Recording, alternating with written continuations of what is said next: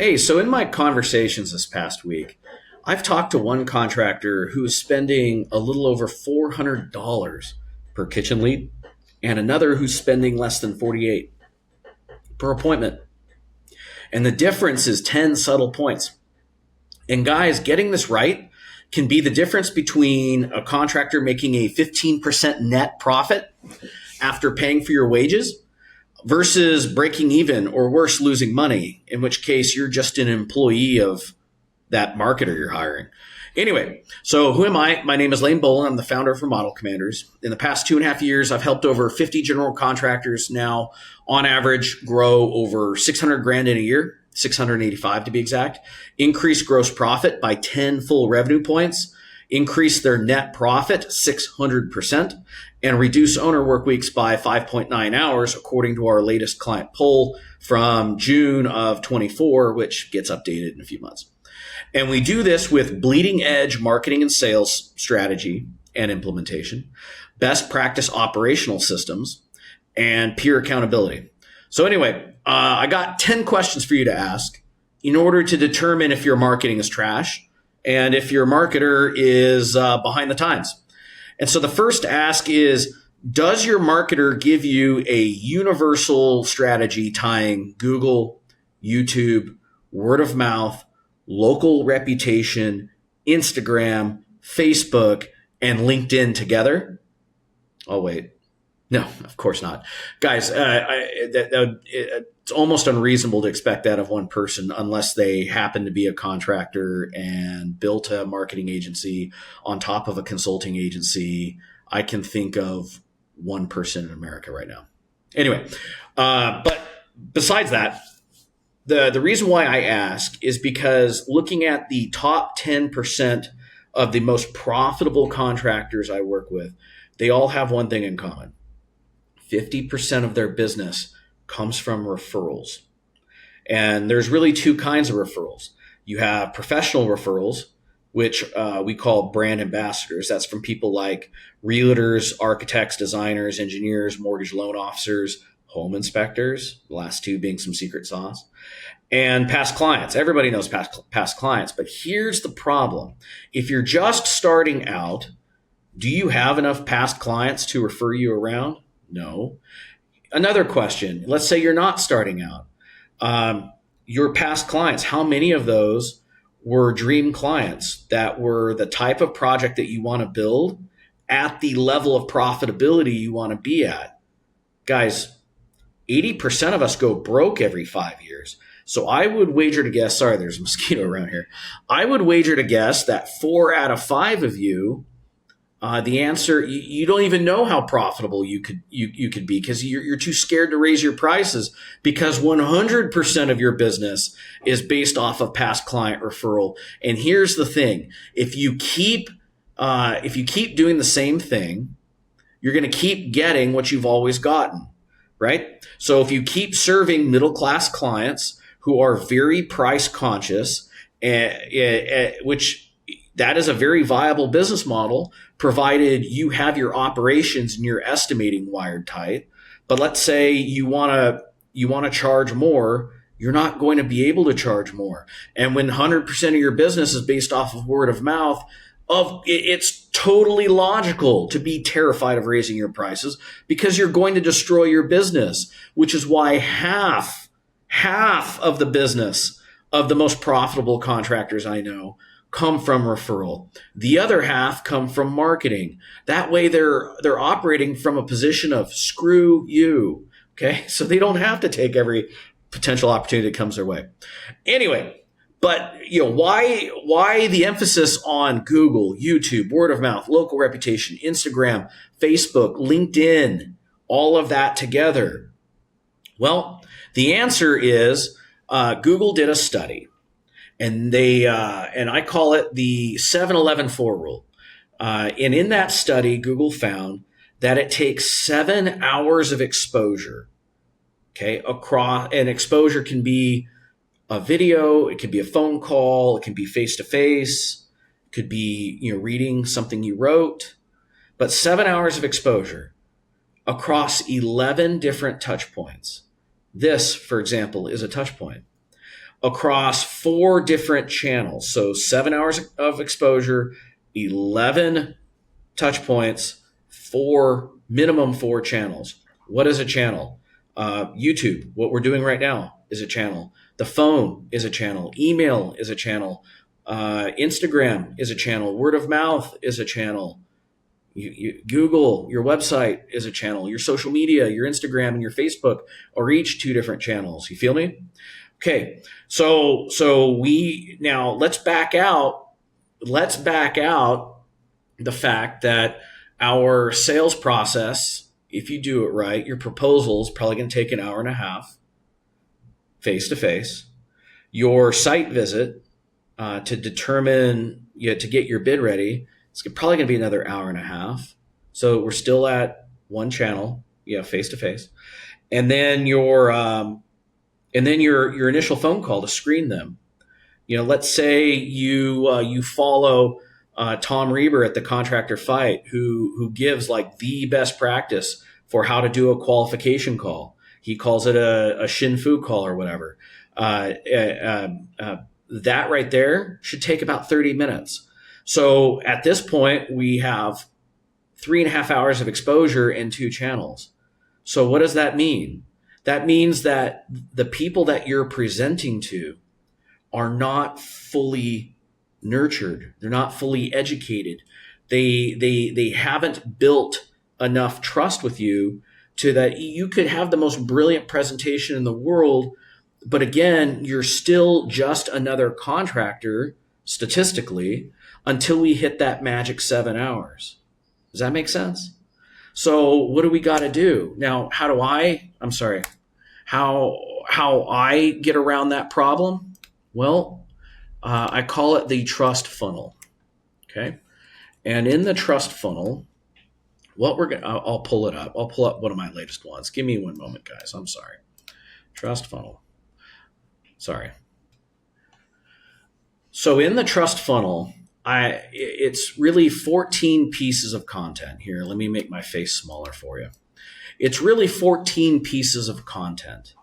And it begins with our personal story. It ends with a smattering of case studies.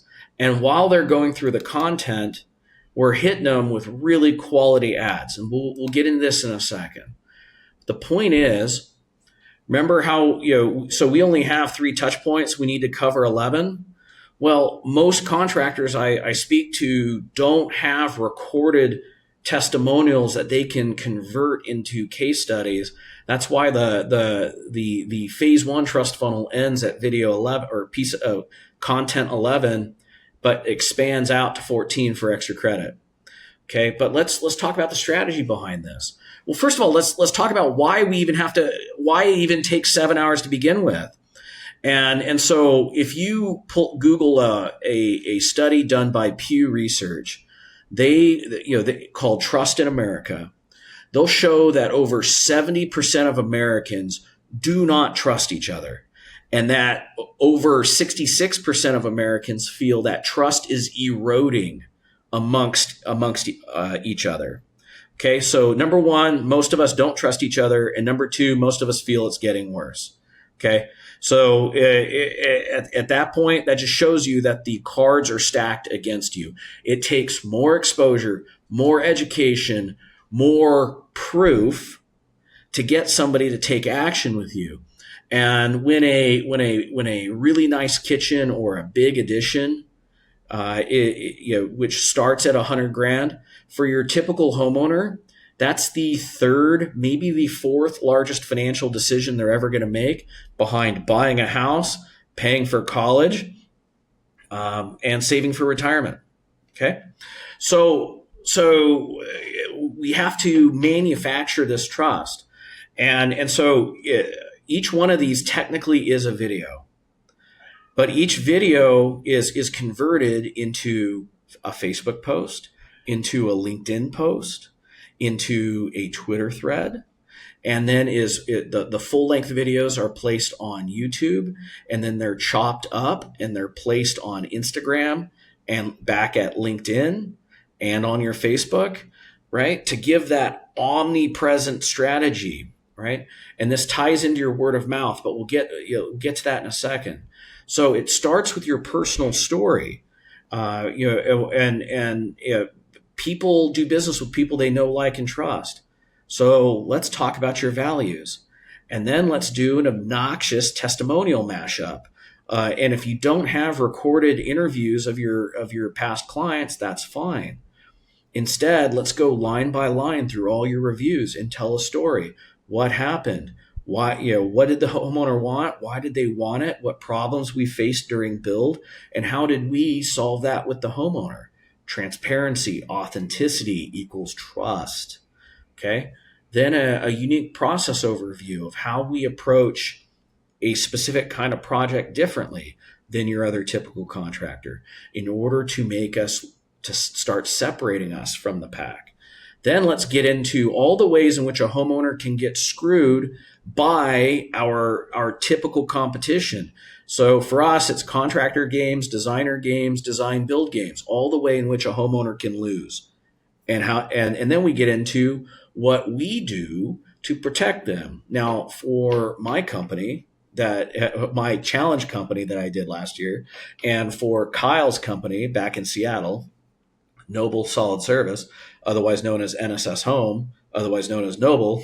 Okay. For us, it's zero builder change orders. We don't mark up material. We do a very specific process called Trades Day that allows us to find 5 to 10% savings in our on our labor.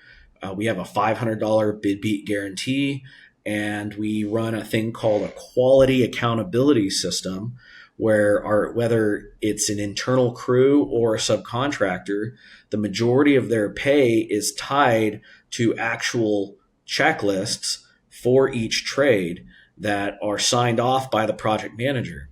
Okay, hence quality accountability. Anyway, and then that further protects the homeowner because a lot of them are terrified of getting a lien put on their house. Okay, well, if the homeowner has a stack of those inspections signed, and each one of those associated with an invoice that you paid, or with the contract that you paid, there's no grounds at all for a mechanics lien. But anyway, that's beside the point. While they're going through this whole funnel, which we can either leave it up organically, which I do, or we could create a paid ads funnel, which you'll need to copy and paste to make this a separate funnel, because we don't want to run ads to stuff that is organically ranking on YouTube. Ask me why later. It hurts your metrics. It drives down your view rate, your average view time, and then that hurts the overall SEO of your channel. But anyway, we can get into that in another video. While they're being pulled through that, cross Meta, Instagram, YouTube, LinkedIn, all the socials, and email if they submitted a lead to us. We're also hitting them with our offers. Okay. So my personal favorite is the risk report, because that's targeting people that already have a contractor's bid. They're ready to go to contract. And so, my offer along those lines is something to the effect of do you have a bid? Do you have a set of plans? Do you suspect something may be missing? Trust your gut and allow us to prepare a risk audit of your plans or your bid to identify everything incomplete, missing, or insufficient, translate that into expected change order costs. And if you feel it's appropriate, we can put a plan together to mitigate those risks. That one ad just rips contracts right off the table and out of the mouths of my competitors and my colleagues' competitors. It is filthy. It is savage. It is ethical. It is awesome. But how you prepare that risk report, it's a very specific process. But let's keep it about marketing today. The other one is brand champion. So everybody runs discounts, but repeat after me. A discount without a reason is just a violation of your price integrity. Okay. And so it's either going to piss off the homeowner because they're wondering, why didn't you lead with your best price? Or worse, it's going to train the homeowner to play haggling games with you to see how far you'll fold.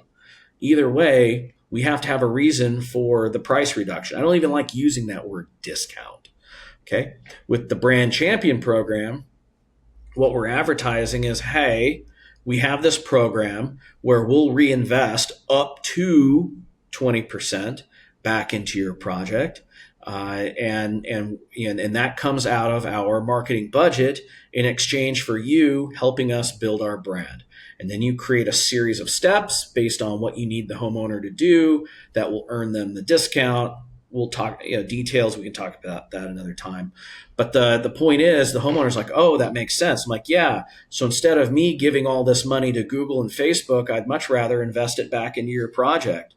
But in return, I need you to do things like let me put up a yard sign, leave an honest review, sit for a recorded interview about your experiences with us, maybe allow us to host a project reveal party and invite our sales pipeline and our colleagues, like your brand champions, or your brand ambassadors, all of them, or something like bring me 3 people that go to contract at or above your contract, and you earn X dollars off. All that stuff's on the table. You can get as creative as you want, but that brand champion offer absolutely slays, and I can even prove it to you. So if you want me to prove it to you, down below you'll find a link to book a mutual fit call with me, and I will happily do a demonstration of a trust funnel in action for you. Okay, but again, the whole point is we need to get we need marketing to cover the gap of 3.5 hours. We need marketing to cover the gap of 8 touch points. And we need marketing to cover the gap of at least 3 more channels. Okay, so we're running this trust funnel on YouTube, on Instagram, on Facebook. So those are 3 channels. We're hitting them with video and written. And there's over 11 of these different touch points. Okay, so statistically, this is how we manufacture that trust using marketing. Okay, so let's move on. That brings me up to another point, which is this whole system is better as a retargeting strategy to pull existing demand into your bank account, as opposed, a farming strategy, as opposed to a hunting strategy of going out into an audience that is cold, doesn't know you, and hasn't given you personally an indication that they're in market. I mean, don't get me wrong, this is brutally effective at that. It's just that if you're under 5 million, I would rather you do what's called a demand capture strategy, where we're capturing identified demand, as opposed to a demand generation strategy where we're going into a cold unknown audience and stimulating them to figure out who is in market. Okay, so let me show you what I mean by that. So the next question to ask is, are you managing your marketing budget based off of sales cycles and margin pressures? Here's what I mean.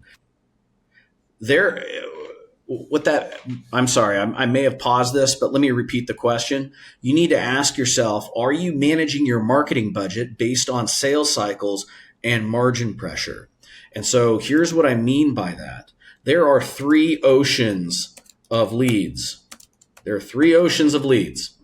Okay?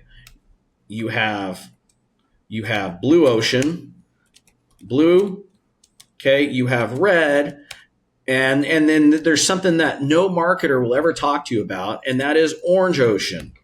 Okay? Now, where do you find blue ocean? Here, let's first define these. These have no competition. These are private leads. These only come as a referral, right? And then you have red ocean, which is pure competition. Okay, the only barrier is budget, is ad spend. Okay, the blue ocean leads are typically value conscious, meaning speed, expertise, quality, experience is as or more important than price. In a red ocean, price is the only thing that matters. Okay? But then there's a middle ground. It's called orange ocean. Here, I'll make this public. Here, it's public competition, but these are value conscious. How do you do that? Well, in orange ocean, what you're doing is you are converting red leads into orange with education. Okay, think the trust funnel. Okay, whereas red ocean, these are ready to contract. Okay, they know they want to do a project. Okay, typically you're going to find these on Google Ads, SEO, Google Guaranteed. Okay, these they all stem from search traffic. A homeowner woke up one morning and was like, "Gee, I need to find a contractor near me." That's right. So then blue ocean, these come as word of mouth from professionals like realtors, designers, architects, home inspectors, mortgage loan officers. Those are all good ones. Okay. Or past clients. But what's really interesting is that, blue ocean is demand generation. Okay. We cannot predict when these leads are going to come. We cannot predict when they're going to be ready to do a contract. Okay. We just know statistically it's going to happen. When that referral comes in, sure, they could be saying, "Hey, do you know a contractor near me?" But if it comes from a realtor, man, it could be within 2 years they're ready to go. If it comes from a designer, I mean, who knows when that design's going to be complete, if it's complete at all, right? The thing is, we can't predict the quality and time frame, we can predict the quality. We can't predict the timeline of these particular leads, nor can we predict when these leads are going to come in, right? We just know that we have a great reputation out there. We have all these different brand champions and brand ambassadors running around, and eventually it will turn into business, okay? Whereas with red ocean, this is demand capture, okay? They are ready right now. Why else would a homeowner search contractor near me? Okay, and then respond to a Google ad, respond to an SEO listing, respond to a Google Guaranteed ad. It's all getting the same capture, or it's all capturing the same attention. Okay, so where I was going with this is we can take these red leads, capture the lead, and then retarget them with our trust funnels to educate them and make an argument of all the different risks that they didn't know they had, all the different problems they didn't know they had, and position us as the ideal, if not one and only solution to solve those problems. For example, contractor games and contractors purposefully or incompetently lowballing a contract and then proceeding to change order you to death later to get their money right. Okay. That is classic Chuck. Anyway, that's just one example of a piece of content in your trust funnel you could do and then educate them how you protect them from that. But again, orange ocean, we can take red ocean and educate them, thereby making them orange. Okay, there's another class of orange ocean, and that is blue ocean, and convert to ready to go. fact, you know what? I'm going to rename this from Orange Ocean to Green Ocean because that's where the money is. Anyway, I should instead of calling this red, we should call this yellow, right? The thing is, there's a book out there called Blue Ocean, and he talks about red ocean. I think he should call it yellow ocean. You want to know why? Because there's a bunch of half-assed, uneducated hacks out there pissing in the swimming pool. Yellow ocean. But blue plus yellow equals green, baby. So anyway, the yellow tactics. And so what I mean by that is, when you're using green ocean tactics, green ocean tactics can liquidate goodwill from blue ocean and capture demand you didn't know was there, nor did your competitors. Thus, okay? So in other words, what do I mean by this? A realtor says, hey, you should really talk to Noble. They're amazing. And then the homeowner, life happens. The homeowner has to go to soccer practice, pick the kids up from school, make dinner, answer a bunch of work emails, completely forgot to contact Noble. And then a couple weeks later, they see a video on YouTube from Noble about contractor games. And they're like, oh, wait, yeah, Susie, the realtor, told me I should reach out to Noble. I'm definitely going to call them. And then they go back to exactly whatever the hell there was doing at work because they got a work call. And then the next day, they see another video from Noble, this time about designer games. And like, oh, yeah, that's right. I meant to call Noble. But again, life happens. They got the kid's sick and the nurse called them and they got to go pick him up. Anyway, and this happens 3 or 4 times and then maybe 9 times. And then eventually the homeowner's like, oh my God, there's Noble again. I'm going to take advantage. And they see my risk report offer or my brand champion offer. And they're like, oh my God, this is a time sensitive offer. I need to drop everything I'm doing and call Noble right now because they are the person that I want to do my project. They've already been educated that we're their only their only obvious natural choice.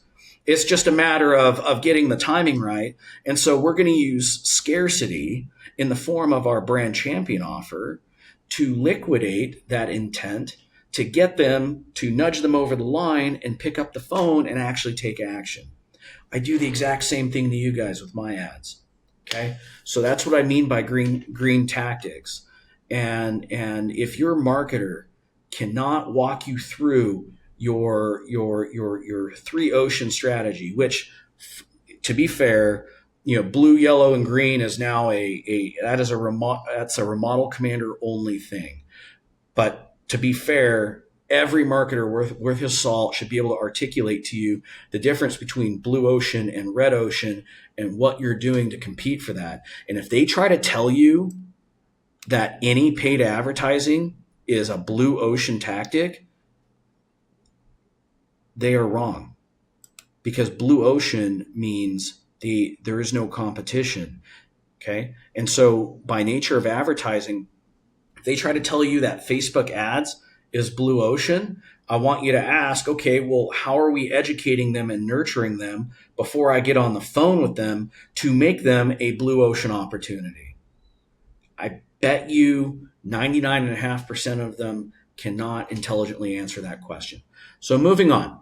So now let's get into, does your ads manager duplicate ad groups or campaigns when performance degrades? This is a huge pet peeve of mine because that strategy right there, guys, was best practice 9 years ago. 9 years ago. That is the sign of a media buyer, of a Facebook ads manager who doesn't know what they're doing, who doesn't understand how machine learning works. Okay, back in 2016, okay, this strategy was the secret sauce because all you were doing was resetting the algorithm and then hoping that it would then find a new data set in your population that you're targeting that turns out to be a honey hole. And you just kept duplicating and duplicating and duplicating. And that told the algorithm to go find a new data set inside your target pool until you found that vein of gold, and then it would go deep. Okay, it doesn't work like that anymore.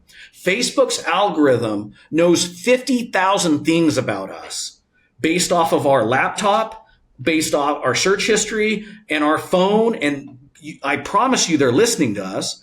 Okay, we don't even know 50,000 things about ourselves.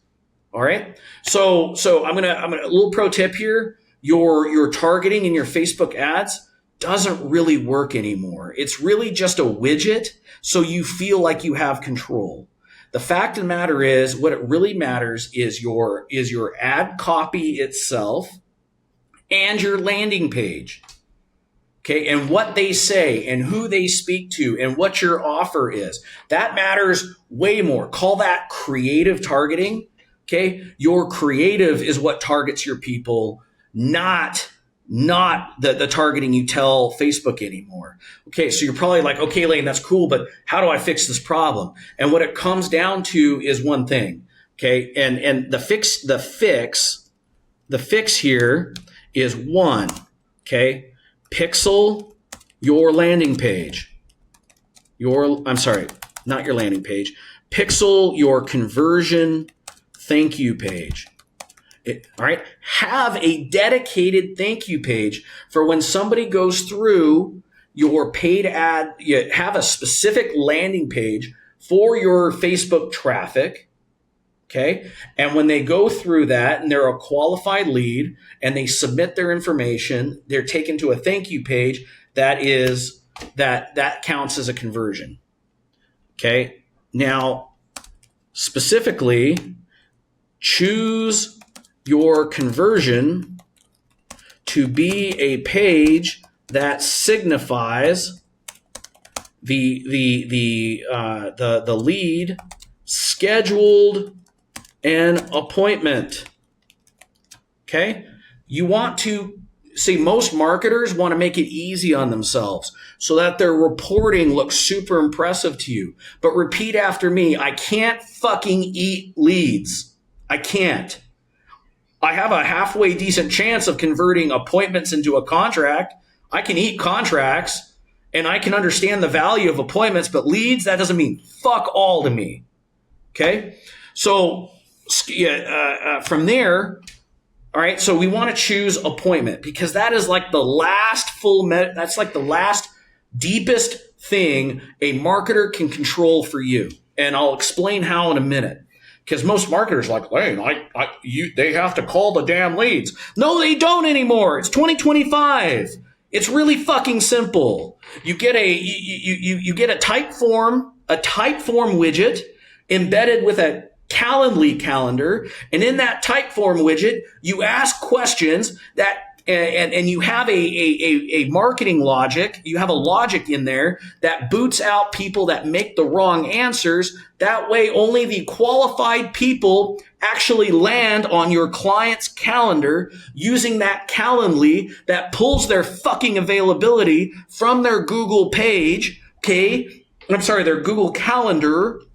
And from that Google Calendar, inside Calendly, your client can choose what hours they're available. Pro tip: noon to 11 a.m. to 2 p.m. and then anytime at like the 6 o'clock hour, maybe even the 7 o'clock hour. That is peak callback time.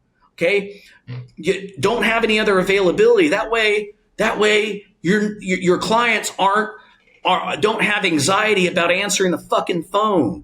Because now they are a by appointment only business, which also makes them look more exclusive, more professional. Now, this doesn't really work for handyman, and I have a workaround for handyman. But if you do anything other than handyman, this is the ticket.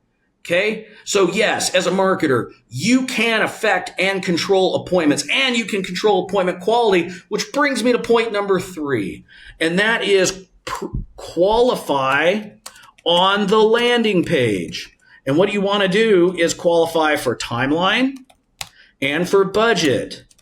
That way your fucking clients know I'm sorry, guys. I just referred to you as those fucking clients. My bad. I'm sorry. That way, no, I was speaking to the marketers for a second. I was getting heated. You know that these people are ready to go in a reasonable time frame, and they have the budget so that they won't waste your time. And what happens if they answer wrong is probably what a marketer is going to say. Really simple. You have a conditional logic that boots them out of the funnel and sends them back to your thank you page. That way your clients know if it's a scheduled appointment through these funnels, these are qualified. These are the good leads. These are the Glengarry leads. And your brand new sales reps don't get them because they would waste them. I'm trying to quote Alec Baldwin from Glengarry Ross. It's like, I wish you good luck, but you wouldn't know what to do if you got it. Anyway, so where do you go from here? Now, why do you even go through all this? Two things. Yeah, number one, okay, by doing it this way, okay, and then number four, you create an audience of anyone who landed on the landing page, but didn't schedule an appointment and put 5% of your marketing budget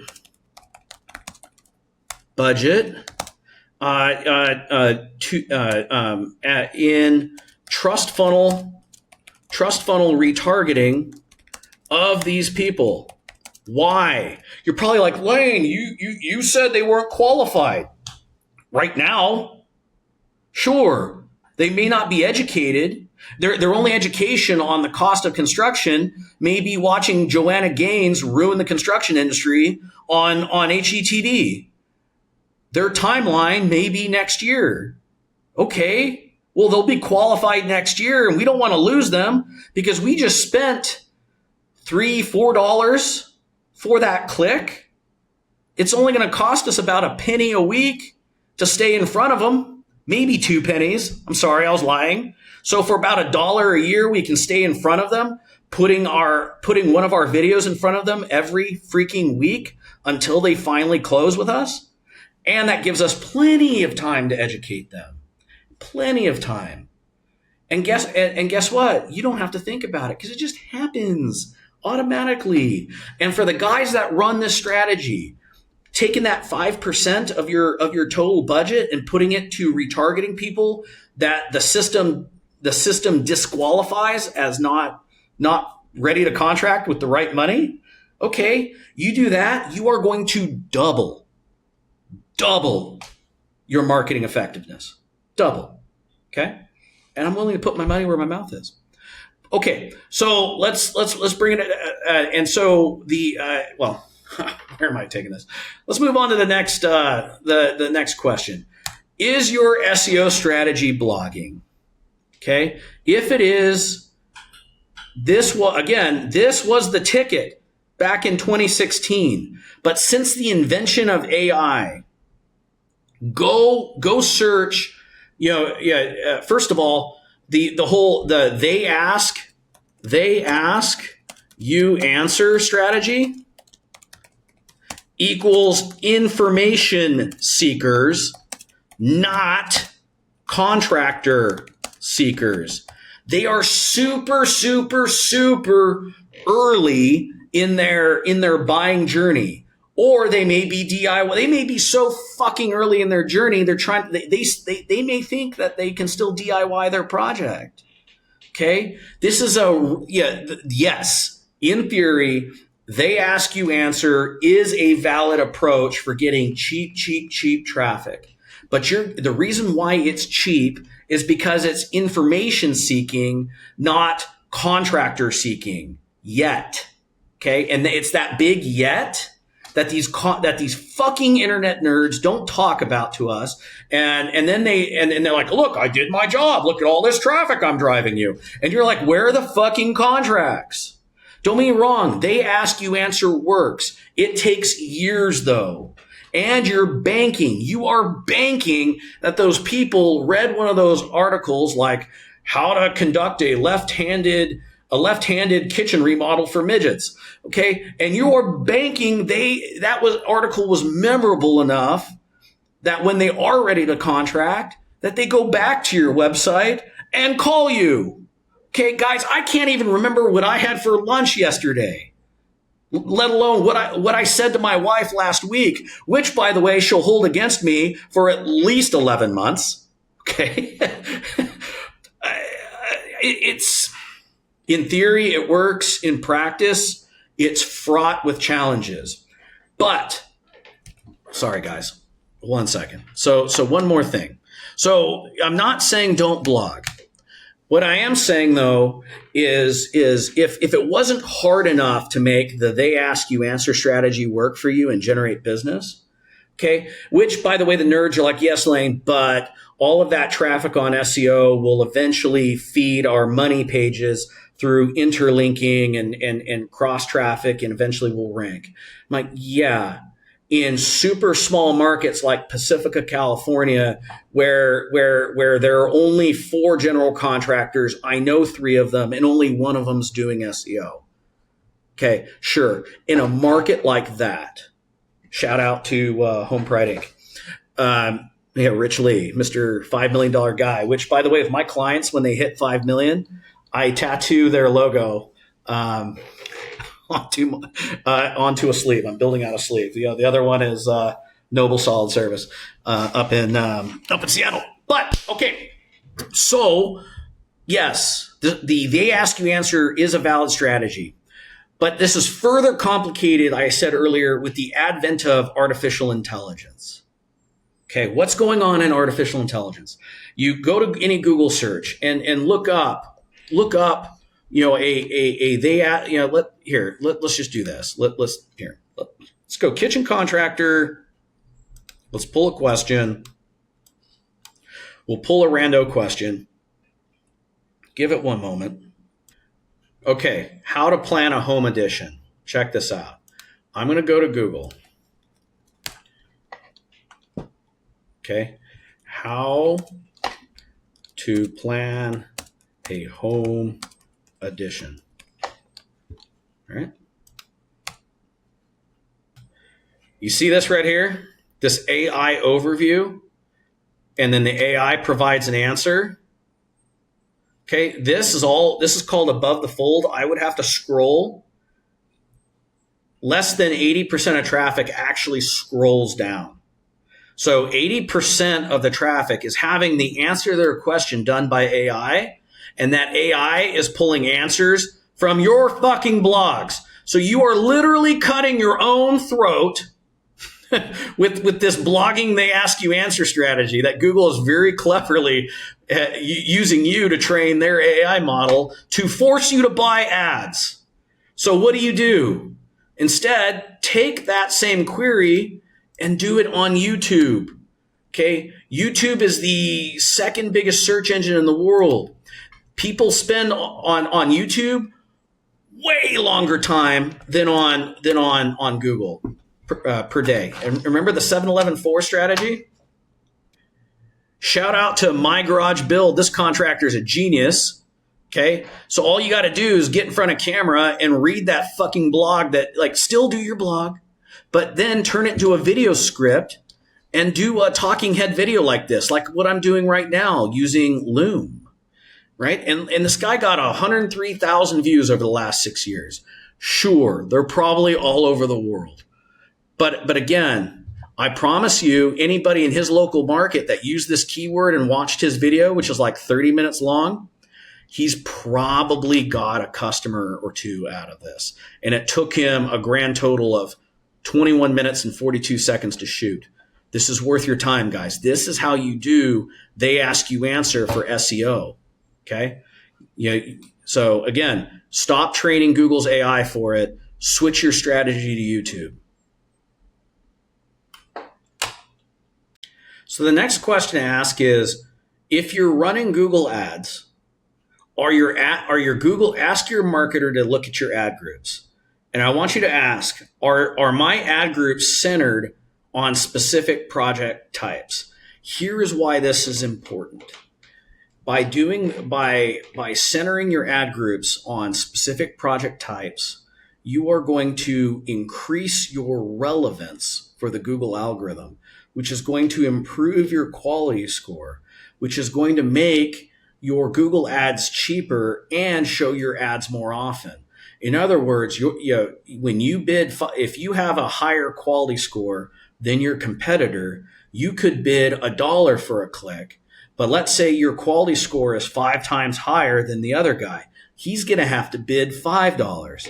So that means you're going to have probably a $10 lead and he's going to have a $50 lead, meaning your leads are going to be 5 times his, which means your business will be 5 times his size for the same amount of ad spend. This is really, really important. Okay. So here's what I mean by that. I'm looking at the latest, a recent category I'm doing. Let me make sure that we are going to make this. Sorry, we're gonna change our sharing here. Okay, just protecting us. Okay, so anyway, I'm just telling my team, hey, make this a 40-mile radius. Talking 35 to 64 plus in age. Uncheck unknown. In other words, I want Google to know that they are prime, not guess. Top 20% income or better. Why? Because 70% plus of spending happens with these folks. I don't want to sell to cheap people. Okay, but here's what I mean by tighten up your ad groups. Look at this. For this particular campaign, we're going after editions, but we have home edition contractor keywords. Look at that have the word home edition in it. And that we set this to phrase match. Another one would be garage additions and extensions. Look at that, garage additions and extensions. Secondary story and bedroom additions. Oh man, that's a different kind. Only 2 keywords there. Yet we take the time to build a separate ad group with its own ad copy. Some people may be looking for designers. Okay, same thing. Okay, sunrooms. Sunroom, 1 keyword. Now, and then with each keyword, we need to adjust our copy so that our headlines and our descriptions incorporate this keyword at least once, if not twice. Does that make sense? So just doing that alone is going to improve your quality score dramatically, which is going to drop your cost per lead. By how much? That depends on your competition. So the next question to ask is, are you running an inclusive bland offer? What I mean by that is, does your offer say, something like 30 years in business, 4.9 rating, free estimate, free consultation, right? Is that basically your offer? How long you've been in business, your review rating or however many reviews you have, and a free consultation? If that's you are getting you're getting your teeth kicked in and you don't even know why. Look, I understand how hard it is to build that review rating. I know how hard it is to get 20, 30, 70, 150 plus reviews.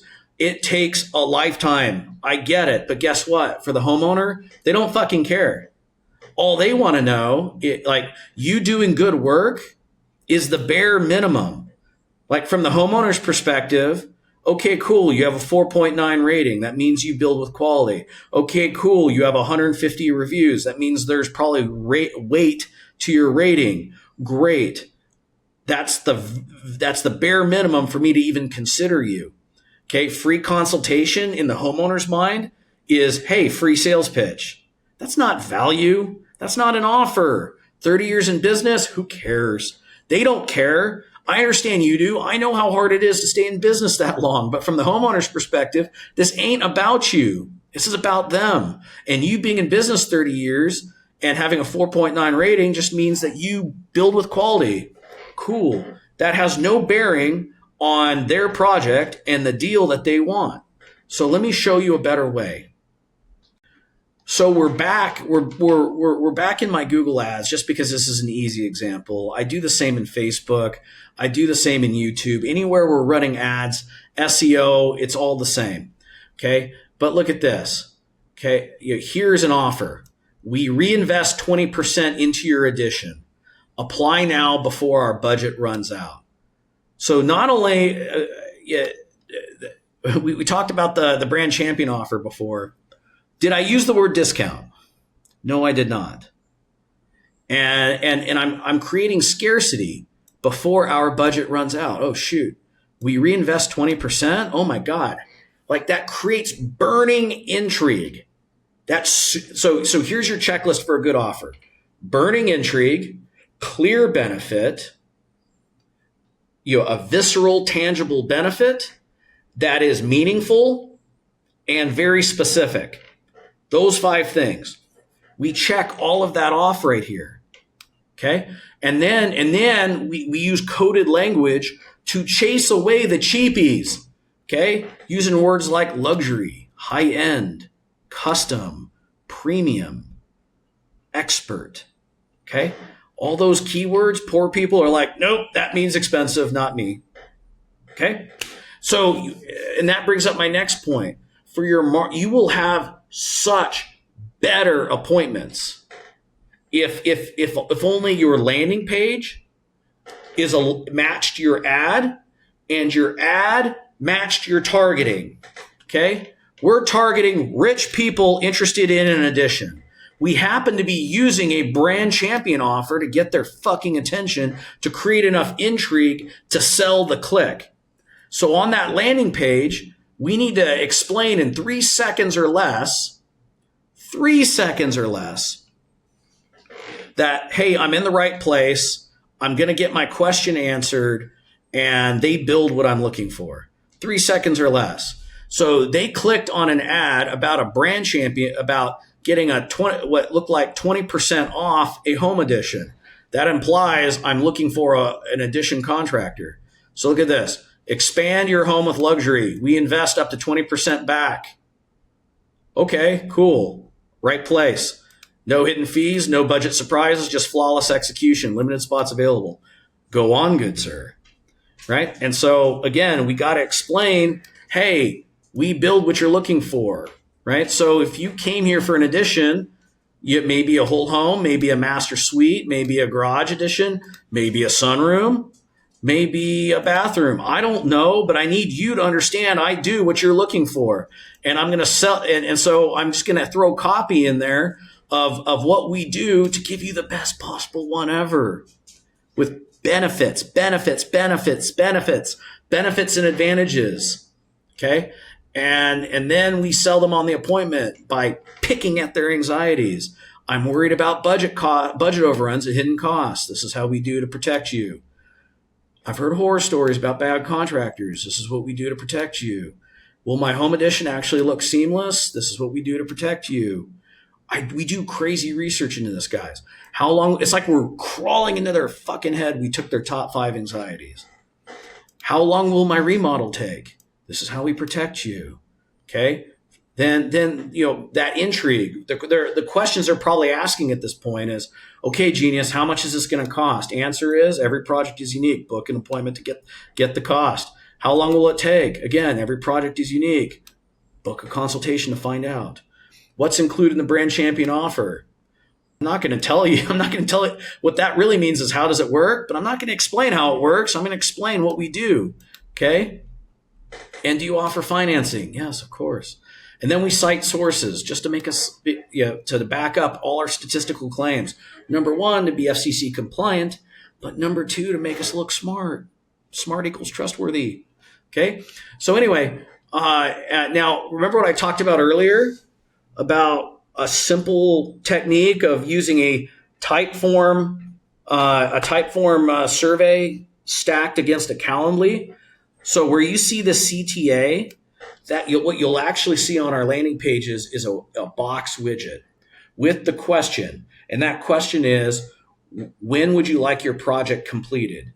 Now, soon, this year, or just collecting information? And if they select just collecting information, we kick them out of the funnel because we're protecting our pixel. Okay. The next question is our typical, whatever it is, in this case, additions start at 100, whatever the number is, 150, 175, 200. I don't care. Tell me what it is for you. Okay. Starts at that. Is that in line with your expectations? Yes or no? If the answer is no, we kick them out of the funnel to protect our pixel and your time. Okay. Then the third question is you are scheduling a call back for us to explore if we are the right contractor for you. We will call you at the appointed time. Will this work for you? Yes or no? If they click no because they want a site visit, or they click no because they're looking, for whatever reason they click no, I don't know. They're dumb, or they just found us by accident. I'm kicking them out to not waste your time chasing ghosts. Great. So now they're qualified.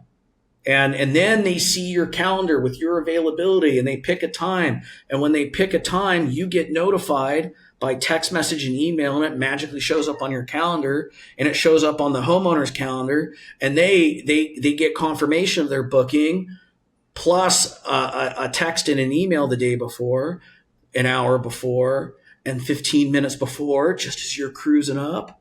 Oh, dude, it's killer. Or not, you're not cruising up, you're calling. But anyway, so I'm sorry, I got my wires crossed. But then they get to the thank you page. It just reiterates all that for them. All right. And that's where we convert we count the conversion. Don't get me wrong.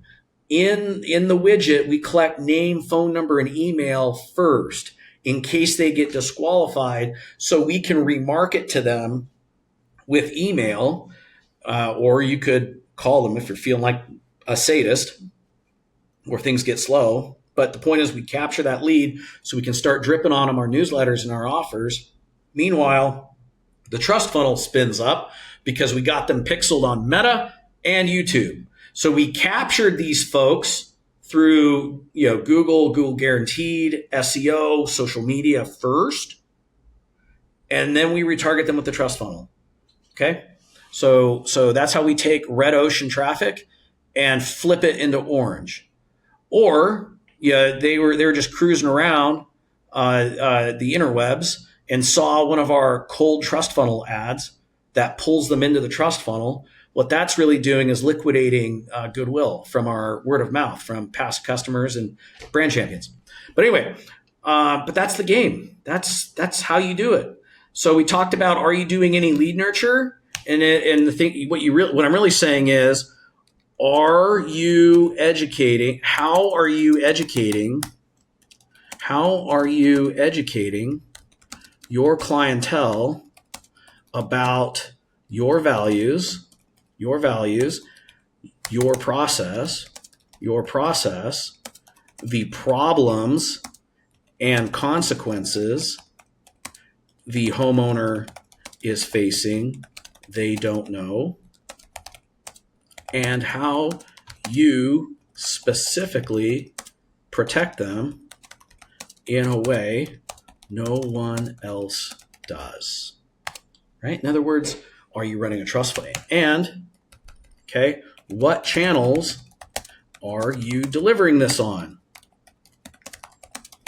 Okay. Anything short of YouTube, Instagram, LinkedIn, and email, your marketer is failing you. Straight up failing you.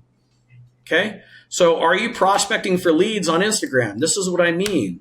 Okay, you need two things for this. Number one, you need content. You need to post daily. And you got three different kinds of content. You have authority content, you have trust content, and you have clout content. And if you want specific examples and how to create that content, just come join our school.com/contractor-college. Okay. It links in the show notes. This is free. Cruise over here to Classroom. You'll find the module. You'll find the module itself. The module on how to create that content and what right looks like. But anyway, back to my point. Authority content shows off your work, but tells a story. Okay? What's happening or happened. Why? Okay? The problem cause, And then the solution, working with the homeowner. The homeowner is the hero in all of your marketing. You are just the humble guide. Okay? I have trouble with that too. But you do that, you're going to breed that authenticity, that transparency, that collaboration. That's what your clients crave. Okay? And your audience for your audience. This is homeowners, homeowners, and brand ambassadors. Okay, realtors, architects, engineers, so that they feel comfortable referring you because they're like, oh, examples of great work. Okay, trust content. Trust content is posting authoritative, helpful content to solve problems, or give thought-provoking strategy. Okay, your audience is not homeowners here; it's brand ambassadors. Brand ambassadors, okay? Architects, engineers, realtors, mortgage loan officers, designers. Designers are my favorite. Home inspectors, all of them, okay? It's for them. And the whole point is to, and the thing is, best practice is the topics may not even be about what you may necessarily do, but that's not the point. It needs to be tangential to what you do. In other words, it needs to be about home ownership or construction. But think of yourself as a cross between Bob Vila and Mike Rowe. That's who you're trying to be for your town with this content. And the whole purpose of this is to stay in front of your potential referral sources, to stay top of mind without wasting an hour of your day one-to-one in coffee or lunch, reminding someone who can refer you business you exist. Okay, this becomes one to everyone and takes about 10 minutes a day versus an hour and a half. Okay, that's why you're doing it. And then you have clout content. Okay, what you're going to do is every time you attend a networking event or meet with a realtor or architect, designer, engineer, home inspector, okay, take a selfie. Okay, compliment them in the description. Okay, talk about how excited you are to work with them to do X for your clients, right? Tag them. By tagging them, their audience is going to be shown your content. That's reason number one. Okay? Their audience gets shown your content when you do this. Okay? When homeowners sniff test you, looking at your socials, they see you complimenting people of authority, talking about working together, talking about, and I'll just put plans, plans of, okay, working together. Okay, that equals clout. Okay, this equals clout. When you have clout, when you have trust, when you have that clout, that trust, that authority lowers sales resistance.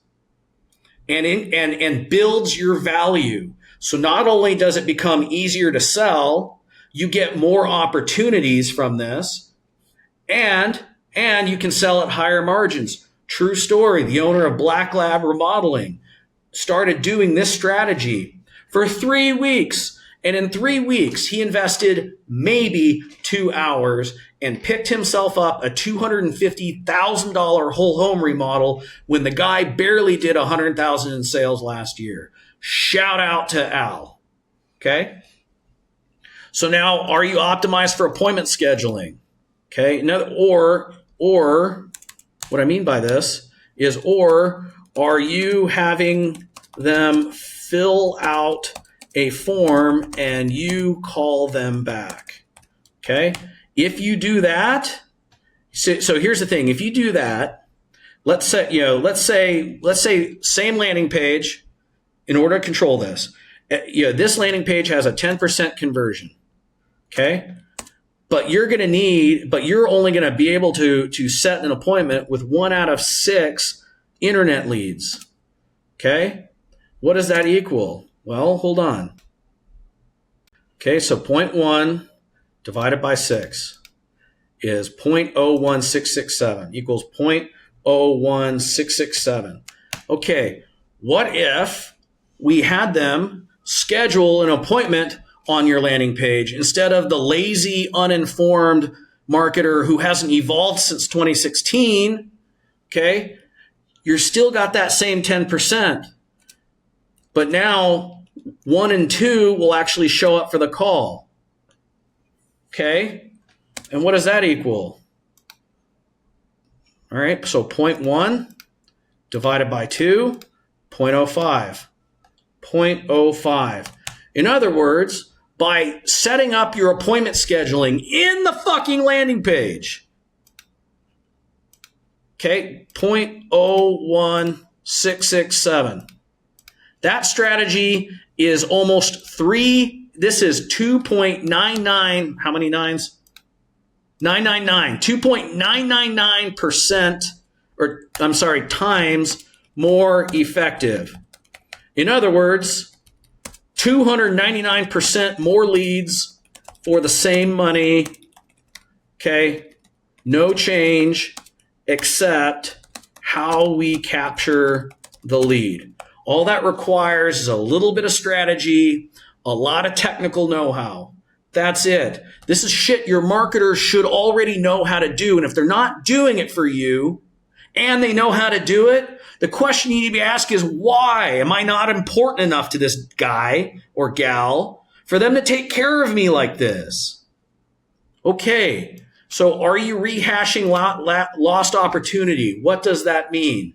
Number 1, are you calling every lead 2 times a day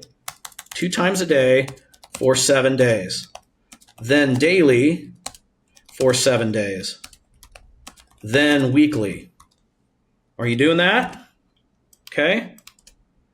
Are you getting a reminder from your CRM to do that? Your marketer can code that. This ain't hard. This is basic fundamental shit, guys. Okay, so that's just squeezing the most out of your leads. But if you have a trust funnel, you only do that if you're slow. Because number 3, are you retargeting?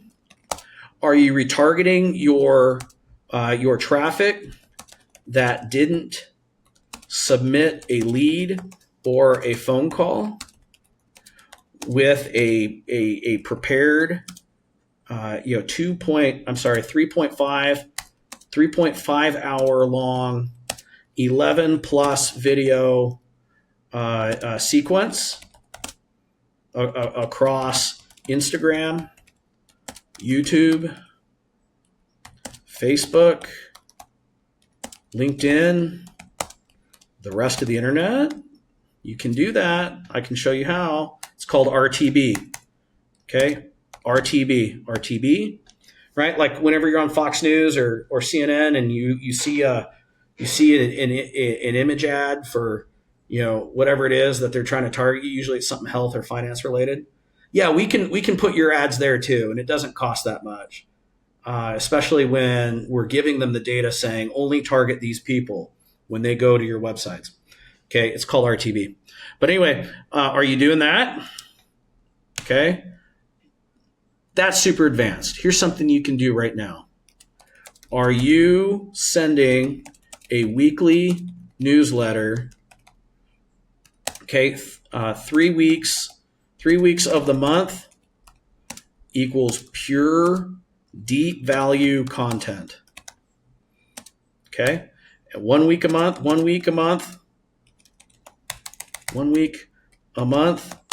equals deep value content plus a pitch plus an offer that isn't bland.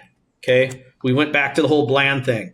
So I can take the brand champion offer and make it sound something completely different based on what month it is.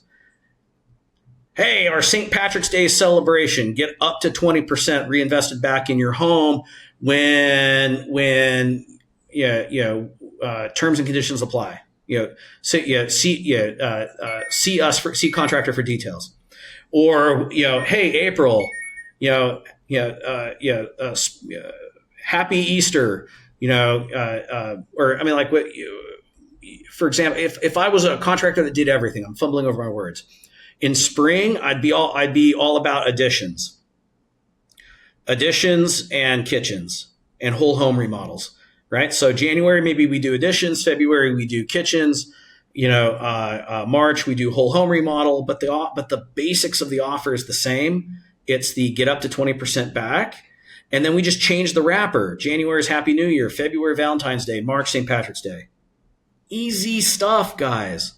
In Q2, I'd make it all about outdoor living. Q3, smaller projects that you can get done.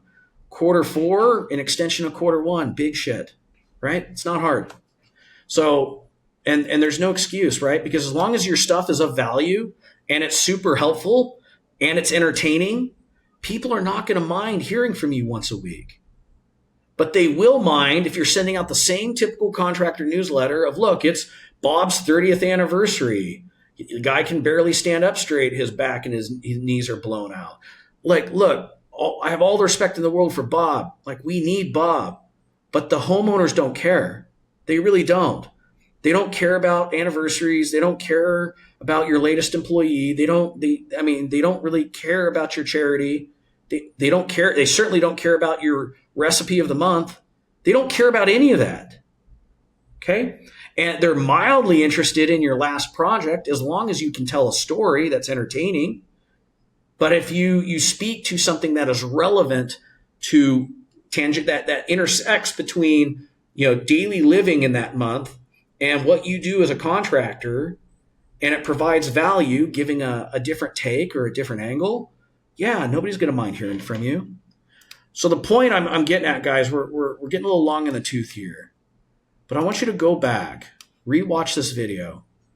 But I'm telling you right now, these 10 questions are the difference between a contractor that spends less than 1% of their revenue on advertising versus a guy that's spending 10% plus. And when your typical general contractor is making somewhere between 5 to 8% net, spending 10% of revenue on marketing puts you 2% in the hole. It's no wonder you're robbing Peter to pay Paul. And here's another thing I've learned to be true. Every single problem I've ever had in build comes from an inaccurate, insufficient, or incomplete estimate, or a faulty estimate that comes from an inaccurate, insufficient, or incomplete design, which came from a poorly sold contract, which came from a scarcity instead of abundance of qualified opportunity, so that you're not afraid to say no. You're not taking a job to keep the guys busy, because every single one of those jobs you take, you are saying no to something profitable. But I get it. You got to eat. Okay. So the way you crawl out of this You start implementing these strategies we talked about today. Just pick one that you can do today. I recommend content and I recommend newsletters, which is basically the same thing. So you get your daily content and your weekly newsletter going. And then, oh shoot, I need to add on top of this. Okay, so and then from there, one more thing we got to do. Bonus training. You are going to follow 50 people on Instagram. Okay, and these are realtors and designers, and 50 people on LinkedIn. And these are primarily engineers and architects, maybe some home inspectors. Okay, you're following them. And then 30% will follow back, okay, DM them, trying to meet for coffee to talk, supporting each other's business. All right. That's kind of a lame offer. You need to get a sexy offer. If you were a model commander, I'd tell you exactly what to say, but I can't do that. My colleagues will kill me if they see that on this video. Okay. But sorry. The other thing I want you to, so that gets you 100. And then I want you to comment, like and comment 100 pieces of content daily from your brand, from your target or current brand ambassadors. Those are the outside professionals that are going to refer you business. Okay. So what you're going to do there, and why do you do that? Number one, you want to make it a compliment plus a thoughtful question in one comment. Okay. If they respond, you DM. Okay. So if they respond and they answer your question, boom, you got a reason to DM them. It's not a cold approach. Okay. You already have a digital relationship. This should be a slam dunk for you. And even if they don't, guess what? Guess what happens? Their audience sees your comments. Now, don't do it every day to every person. That's why we're building your audience so that you don't have to do this. But the point is, you want to follow 3,000 people in your market. And and the reason why 3,000 is so that you're posting a comment once a month. Okay, at 1,500 you're commenting twice a month. Okay, 1,500 is fine. You could go down to 750. That works too. At 750 you're commenting once a week. That's actually preferable. Your cadence of once a week. So belay that. Yeah, for every 750 people you follow, we need to be liking and commenting on 100 pieces a day. All right, cool. And so then those people, they follow multiple people, so they're going to see you commenting on all these people they follow, and they're going to assume you have a relationship with these people. They're going to get curious, come back to your socials, and they're going to submit a lead. And that's how Al Aldretti of Black Lab Remodeling, in less than 3 weeks, scored a $240,000 whole home remodel when the guy barely did $100,000 last year, just off of 3 weeks of effort, an hour a day, plus 2 hours to make his basic content. Guys, no fucking excuse. So if you don't got any money, start with the content, start with the social outreach, and then build from there. But for those of you who are spending money on ads, guys, I've given you a lot to think about. I really want you to evaluate your marketer and what they're doing. And because I'm telling you right now, you can be at least 9 times more effective if we do it this way. Okay, this is best practice. This is bleeding practice. My colleagues are probably going to be a little irritated. I spilled the tea on this. But my whole premise for this, why I do this, Information's cheap, guys. Ideas are cheap. I'm giving you the information. I'm not going to gatekeep that information. If you want help with the execution, totally different story. Book a mutual fit discussion call. We'll see if we're a right fit together. If not, no hard feelings. At least you'll have clarity on what to do next. Okay? All right, guys, be good.